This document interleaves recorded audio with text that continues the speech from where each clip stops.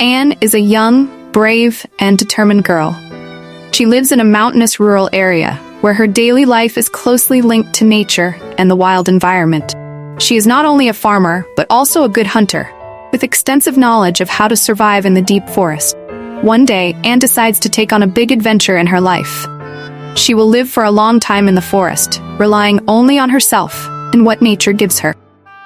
One of the biggest challenges Anne faces is finding and hunting food to sustain her life.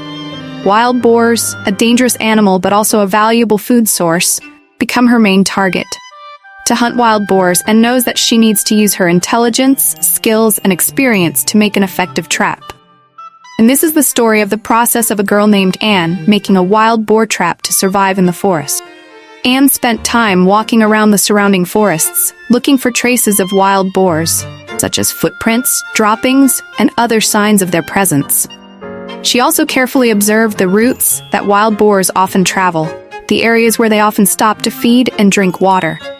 From this information, Anne can choose the most suitable location to set the trap.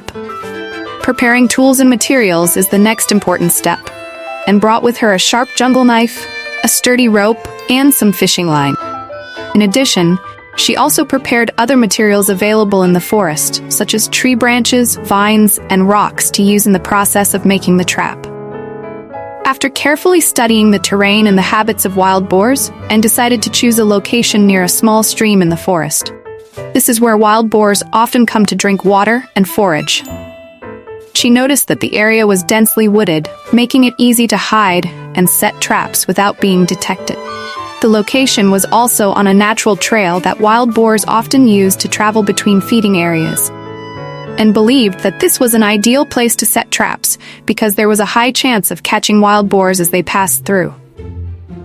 And decided to use a simple but effective type of wire trap. This type of trap works on the principle of pulling a trigger cord, causing a loop of wire to tighten around the wild boar's leg or neck when it passes through.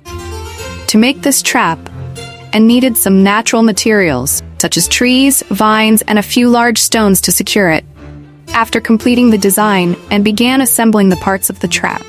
She fixed the trigger branch into the pre-dug hole, then tied the rope to another branch and placed the loop right on the ground surface. And also prepared some small branches and dry leaves to hide the entire trap.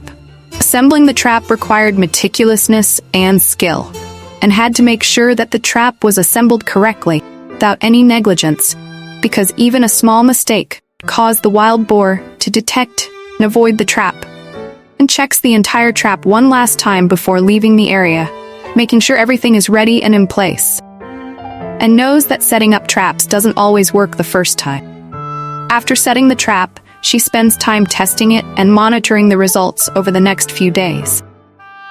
If she finds that the trap isn't working or isn't effective, she's willing to adjust and improve the design to increase her chances of catching wild boar. And regularly returns to the trap area in the early morning and evening when wild boars are most active. She observes the tracks around the trap, checking for signs that wild boars have passed through. If necessary, and moves the trap to another location, or changes the design to better suit the actual situation. After many days of perseverance and effort, Anne finally succeeded in catching a large wild boar. When she checked the trap early in the morning, she found that the trap had been triggered and a wild boar was stuck in the wire, and felt extremely happy and joyful because her efforts had been rewarded. Catching wild boar not only provided a valuable source of food, but also a testament to Anne's perseverance, skill, and intelligence. She knew that in such a survival situation, every small success could be the deciding factor between life and death. After catching the wild boar, Anne used the food processing skills she had learned from her family and experienced hunters. She started by cleaning and dividing the wild boar meat into different parts for easy storage and processing.